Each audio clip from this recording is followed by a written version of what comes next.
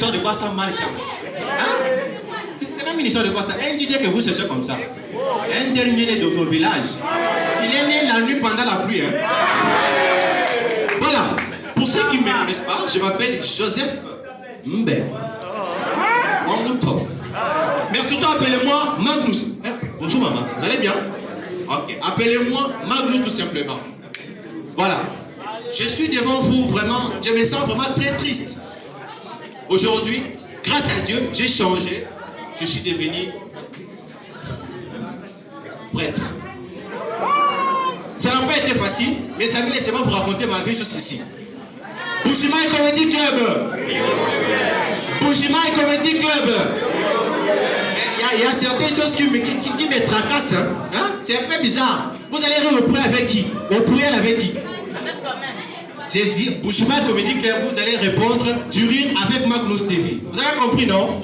Du rire avec Magnus. Bushima Comedy Club.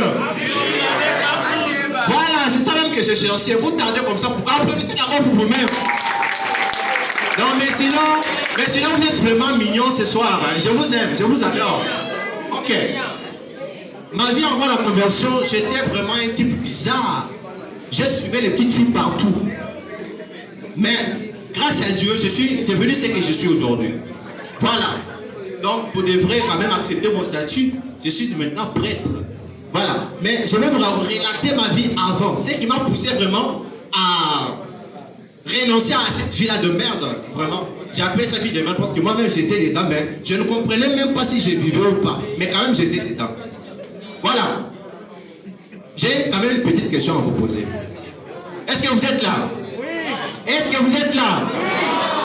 Ça c'est quand même une histoire de quoi? Malchance. Comment quelqu'un qui vous a avec ses grands yeux, il vous demande encore si vous êtes là? Applaudissez là-bas pour vous-même. Applaudissez là-bas pour vous-même. Voilà. J'ai une petite question seulement. Avant là, j'étais vraiment dans une vie de merde. Mais maintenant je comprends que non, la vie a changé. Hein? Ma vie a changé. Votre relation amoureuse là, c'est jusqu'à la gare ou bien le carburant est fini. Mais répondez-moi quand même, non? Votre relation amoureuse là, ou bien c'est mon moteur qui est foutu, on ne sait pas. Mais quand même on est dedans. Ah, pinez trouvé. Applaudissez là-bas pour vous-même. Voilà, laissez-moi vous dire que cette histoire-là m'a vraiment empêché de vivre. Je vivais comme tout le monde. Je me suis croisé avec une fille qui s'appelait Diane. Vraiment bravo à cette fille. Elle m'a fait vivre le calvaire. Vraiment bravo, hein. Bravo à Diane. J'ai croisé cette fille la première semaine, j'ai dragué la fille. Un mois. La fille n'a pas encore toujours accepté. C'est là que j'ai compris que non, j'étais en train de creuser ma propre tombe. Une semaine, deuxième, troisième, un mois en Bangala. Il a dit, mais John, je suis petit enfant de quelqu'un, il faut me satisfaire. Elle me dit vraiment, je suis vraiment touché par ce que tu as dit. Elle avait fait l'université pour tous les quartiers. Donc moi là, je ne sais même pas où j'étais. Vous voyez, j'ai dragué la fille, elle a accepté après beaucoup de choses. Elle a accepté aujourd'hui. Demain, elle me dit que ses cheveux sont sales. Le lendemain, elle me dit qu'elle n'a plus le téléphone. C'est là que je me suis resserré. J'ai dit, ça va être dur. Avec cette fille-là, ça va être dur. Voilà que je me suis un peu essayé de me débarrasser de la fille, mais je ne pouvais pas. Alors, les dimanches, il me dit que c'est son anniversaire. Je lui ai dit, Jeanne, je suis aussi enfant de quelqu'un. Il ne faut pas vraiment m'embrouiller avec vos histoires-là. Je ne suis pas comme tout le monde. C'est là que la fille s'élève. Elle me regarde droit dans les yeux. Elle me dit, quand tu es venu me chercher là, tu étais avec qui? Tu es venu, tu m'as regardé, tu m'as eu. Maintenant, on doit assumer. C'était le jour de son anniversaire.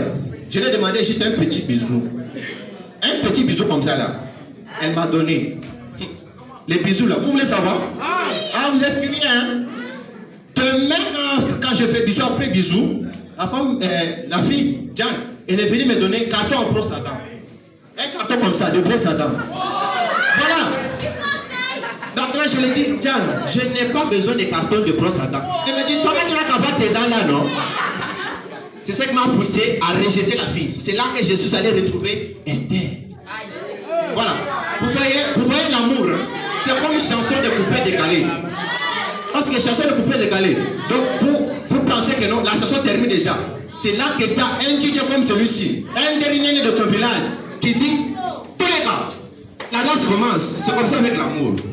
Je suis allé apprendre une deuxième fille. Elle s'appelait Esther. Vous savez, dans la Bible, il y a la reine Esther. Je me suis dit, pourquoi pas me trouver aussi une reine comme ça, il faut me satisfaire. C'est là que je suis allé trouver Esther. Et on s'aime avec Esther. Je faisais déjà partie de sa famille. Vraiment que j'étais aimé dans sa famille. On pouvait parfois, par supplication, m'inviter dans les réunions de la famille. C'est là qu'un jour j'étais vraiment à la maison. Il y avait un cousin qui était venu du village. Un cousin venu d'où? Un cousin venu d'où? Du Jumaï Comedy Club. Vous ne vous rappelez même plus. Ah, c'est ça, du rire avec Bakous. C'est là que mon cousin est venu du village. Il a apporté manioc, il a apporté maïs, il a apporté tout ce que vous savez du village là, pour moi-même. C'était vraiment un samedi. Il y avait Salongo. C'est là que je mangeais toutes ces histoires-là. Là, c'était la bombe. C'est là que la reine Esther m'appelle. Elle m'appelait Boubounette. La fille là, elle était vraiment trop gentille. Elle m'appelle, alors Boubounette, il y a réunion de la belle famille. Je lui dis, ah, Esther, réunion maintenant dans la belle famille, moi je bombe là. Elle me dit, vraiment, tu dois venir. C'est là que je suis entré dans la maison. Je portais Boubou. Vous connaissez Boubou? Rappelez-vous à Beka. Vous connaissez Beka? Pourquoi vous ne connaissez pas? C'est là que je suis allé faire mon boubou. Vous voyez les boubous, on ne met pas les ceintures. Souvent, on met les lacets. Ah. Alors, pour vraiment la bombe que j'avais dans mon ventre, je me suis dit, je dois prendre vraiment mes dispositions. Alors, j'ai pris boubou là. Vous voyez le bout du fil ici. J'ai mis couleur rouge. C'est que signifie les dangers. J'ai mis là-bas vert. C'est que signifie quoi? Vert sur le passage. Donc dès que je tire comme ça, hop, je laisse besoin. Voilà. Je suis allé dans la belle famille. Je suis arrivé là-bas. Le beau-père m'a accueilli chaleureusement. Mais sinon, le beau-père n'était pas gentil avec moi. Dès que je suis arrivé, je suis encore à la porte là. Le beau-père arrive. Il me dit, garçon, c'est toi qui cours avec Esther. Hein? Il ne ressemble à rien, comme une carte SIM qui n'a pas de réseau. Mais les garçons ici, Esther, c'est même pas que tu allais aimer comme ça. Hein? Un homme comme un sac de ciment. C'est là que j'ai compris que le beau-père avait un problème. Le beau-père m'a amené du riz. Après le riz, il m'a donné haricot. Je lui ai dit, beau-père, je n'ai pas besoin de manger, car j'ai déjà mangé chez moi. Si tu me donnes le riz là, si tu me donnes haricot, je ne vais pas manger. Le beau-père qui me dit, si tu veux vraiment ma fille, mange haricot ici. Je me sentais vraiment dans une équation que je ne peux même pas résoudre. C'est là que Esther sort de la maison. Je regarde, elle était vraiment jolie là. Je regardais comme ça, je dis, bon père, haricot là, je vais manger ça. On dépose haricot, je mangeais. Mais petit à petit, le beau père qui me dit, c'est la réunion qui commence. Quand c'est la réunion qui commence, j'ai senti vraiment transpiration, douleur, la tête qui me faisait mal. C'était quoi? La bombe qui était là, voulait déjà se déclencher. C'est là que j'ai dit, bon père, il faut que je puisse aller au petit coin. Vous connaissez le petit coin? Voilà. Le bon père, je vais aller au petit coin. Il me dit, mais petit, c'est là maintenant, tu n'as même pas fait une, tu vas là, il y a petit coin. Il ne faut pas que les toilettes là, il ne faut pas remplir, hein. C'est pas toilette de chez vous. C'est là que je dis, bon père, c'est vraiment trop rapide, ça va sortir ici. Vas-y, la toilette est là-bas. C'est dit, toi, bon père, toilette là-bas, vous ici. Mais c'est bizarre. En Europe, les toilettes ne sont pas comme ça. Les toilettes sont appelées lieux d'aisance. Donc ça arrive comme ça.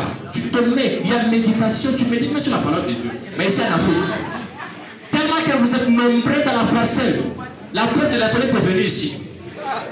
Donc tu es dans la toilette là, le beau-père voit tes pieds. Mais quand même c'était vraiment urgent. Je suis allé petit à petit, mais tellement que la bombe là voulait déjà sortir. C'est là que j'ai attendu le système. J'étais comme ça. Là, j'ai coincé. Au prix de marche là, j'ai changé, hein. Ah, faut commencer à marcher. C'est là que j'ai marché comme ça. Le père me dit, mais petit, on dirait qu'on t'a lié là-bas derrière. Derrière le beau-père, laisse-moi comme ça. Dès que j'entre aux toilettes, tellement que la porte était là. Je suis arrivé dans la toilette. Est-ce que vous êtes là? Oui. Ok. Je suis arrivé dans la toilette. Je suis arrivé où? Ok. Dans la toilette là, tellement que j'avais pression sur moi, je tire le rouge. Danger.